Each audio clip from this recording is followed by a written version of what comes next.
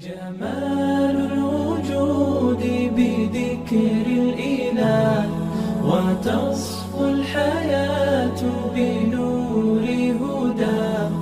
جمال الوجود بذكر الإله وتصفو الحياة.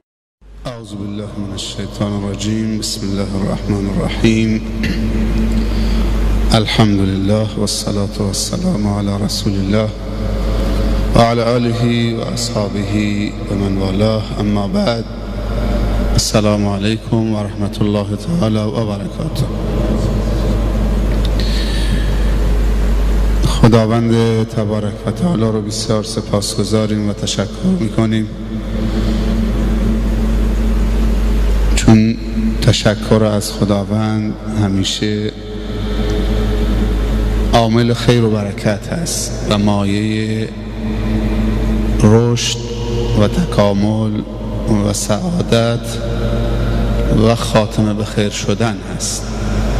لئن شکرتم لأزیدنکم فاذکرونی اذکرکم واشکروا لی ولا تکفرون.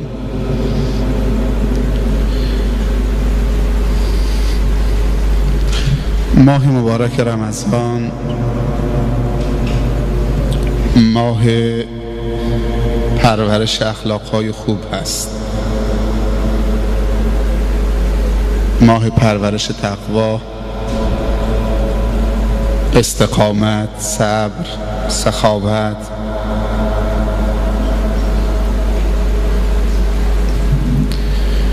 تبادل عاطفه های زیبا، همدردی، رحمت، شفقت، مهربانی، خیرخواهی،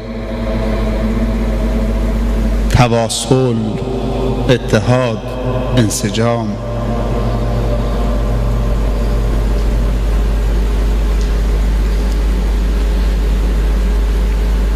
ماه مبارک رمضان یکی از صدها بلکه هزارها بلکه بی نهایت کمالات است، بلکه کل کمال نیست.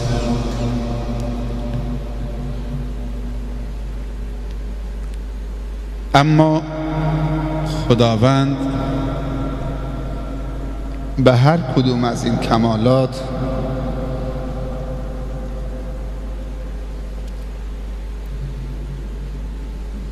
برنامه‌ای داده که به هر کدومش بپردازیم 100 تا کمال دیگر از خارج خودش به همراه داره برای انسان.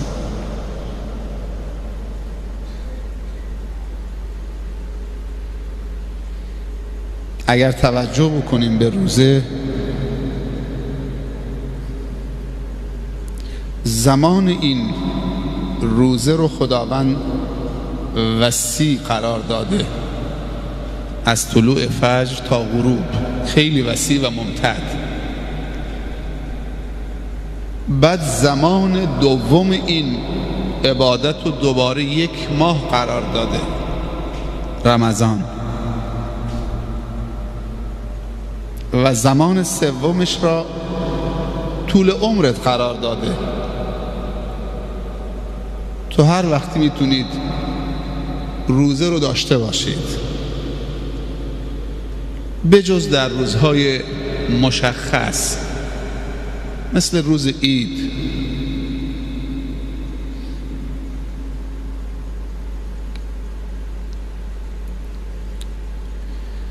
سبحان الله،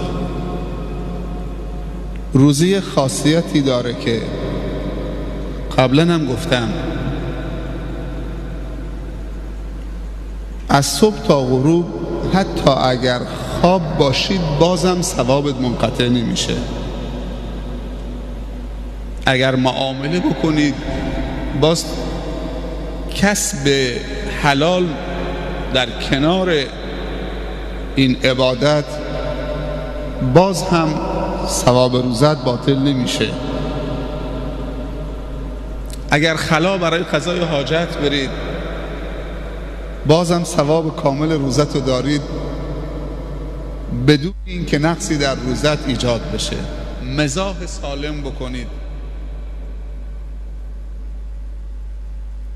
تا چه برسه که در این ماه به عبادت بپردازید.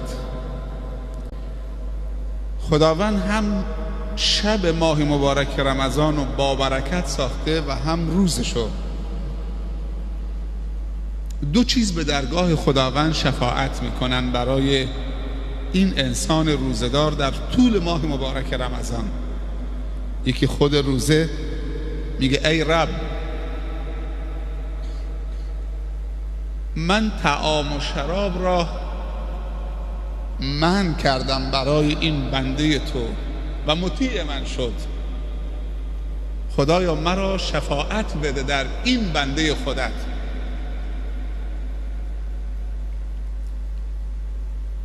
دوست داشتنیهاش رو ازش گرفتم، چون تو دستور دادی ازش بگیرم. تسلیم شد. آب شیرین و گوارا حلال فکر میکرد که سمه، کشنده است، ولی تا از آن میگفت دوباره گوارا میشد، براش میخورد، مینوشید، لذت میبرد. اما با فاصله 1 ثانیه اگر اشتباهی این آب به حلقومش روانه کرده بود تهوع میکرد، اختف میکرد، میره بیرون، انگار که سمی وارد شده. ولی 1 ثانیه بعدش سبحان الله از آن میگه بسم الله علی برکت الله، اللهم لك صمت و علی رزقك افطرت. چه سریه. و قرآن میاد میگه ای رب، دوباره منم کتاب تو شب خواب و ازش گرفتم. ماه رمضان ماه زیاد صحبت کردن نیست، نه روزش، حتی صحبت دینی. ماه عمل دینی است.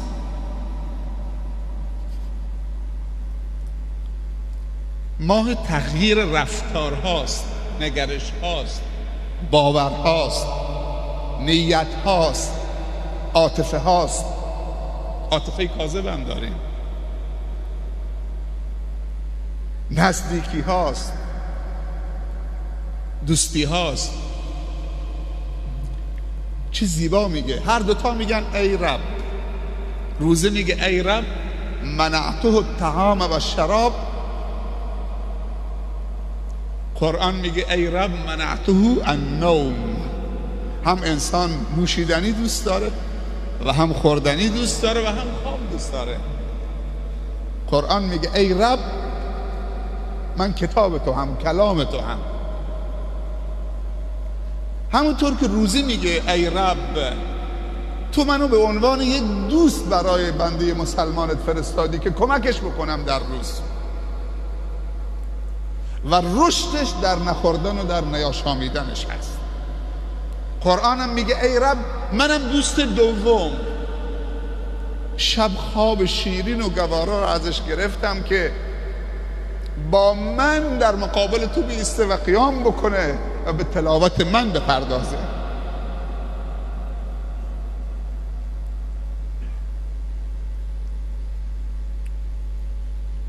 منو شفاعت بده داخلی، به من اجازه بده تا شفاعتش بکنم. این بندی است که کلام تو را دوست داشته، از شنیدنش خسته نمی‌شده.